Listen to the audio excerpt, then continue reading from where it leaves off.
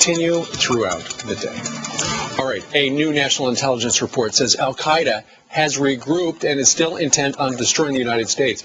So how dire is this threat, and what's being done to stop a future attack? Joining us right now is White House Homeland Security Advisor Fran Townsend, joining us live with a weather report. It's really coming down out there, isn't it? Absolutely. All right. According to the NIE, Al-Qaeda is back.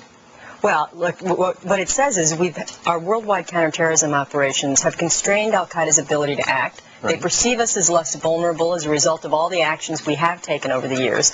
But they have a safe haven. They found a safe haven in the federally administrated tribal areas of Pakistan. Right. It's a problem because what that's permitted them to do is regroup, train operatives, find their top operational leadership. Right. And so they continue to be, what the NIE is trying to communicate to the American people is that Al-Qaeda is going to continue to be a persistent threat over the next 3 years. Right. Okay, so I know the president has said one of the reasons we're in Iraq right now is so that it doesn't become a sanctuary for Al-Qaeda. Mm-hmm. We know where the sanctuary is right now. You just said it. It's Pakistan.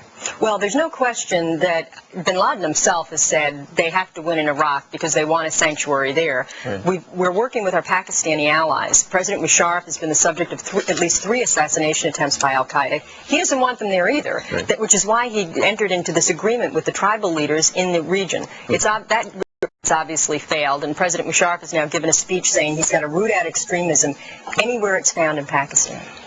If the CIA says bin Laden and al-Zawahiri are in Pakistan, and we know it, why don't we go get him? I understand what you just said, but he's the most wanted man on the planet, and we want him more than anybody. Absolutely, and the president's been very clear. Job one is protecting the American people, and if we knew with precision where bin Laden was, there would be no option taken off the table for him to be captured or brought to justice. All right. So for people who have heard in the last couple of weeks about the many leaks, that there's a lot of chatter out there, and that it's on par with what was out there 9/10 of 2001. What do you say to those people? Well, we are in a better position because we've invested resources in our intelligence community, our law enforcement community. We gather not only more intelligence but better intelligence. It enables us to be able to target our resources and our efforts so that we can be more effective. We have better information sharing between the intelligence and law enforcement communities. We have a department. We have a director of national intelligence. Right. And so we are more effectively positioned to take advantage of the intelligence that we gather. How much chatter is there out there? You know, Steve, I don't know that I think that the volume of chatter is what's important. What you care about, I think what most people care about, is the quality. What are we getting? How actionable is it? And I will say to you, our intelligence now is more tactical, is of a better quality so that we can action it than it has ever been in the history of the country. But pre-9/11, wasn't there just a lot out there and it wasn't specific like this? Well, there was a good deal of chatter, but there was also activity. There are the things we continue to watch: movement in and out of camps, training, the movement of operatives, that sort of thing. And we look for it, but that's difficult to action. What I'm saying to you is the kind of intelligence we get now is not only that quality, but it is also of a more tactical, specific nature, so we know how to focus for our screening efforts at the border. All right. Also, we've got news right now. Apparently, the U.S. command is the highest-ranking Iraqi in the leadership of Al-Qaeda in Iraq has been arrested.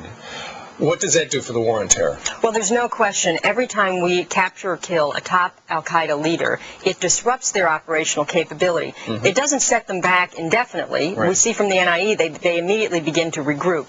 But this will have an immediate impact in terms of disruption of operations for at least some period of time. Mm-hmm. There are some people out there who, this has been a summer, we've heard about the chatter, there's the stuff going on over in the UK, and people are a little squeamish. They're thinking, how worried should we be about what's going on out there? And Michael Chertoff said he's got a gut feeling a couple of days ago that something big was up.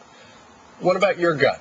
You know, because we have a really first-rate intelligence and law enforcement community, we're fortunate not to have to rely on my gut. Mm-hmm. We get to rely on the intelligence community to tell us. I think we have to be concerned, given what we've seen in London. I think we have to be concerned given the intelligence that we see. What we often talk to the American people about being vigilant. Right. Actually, New York has got this great program which says it better than asking people to be vigilant. See it and say it.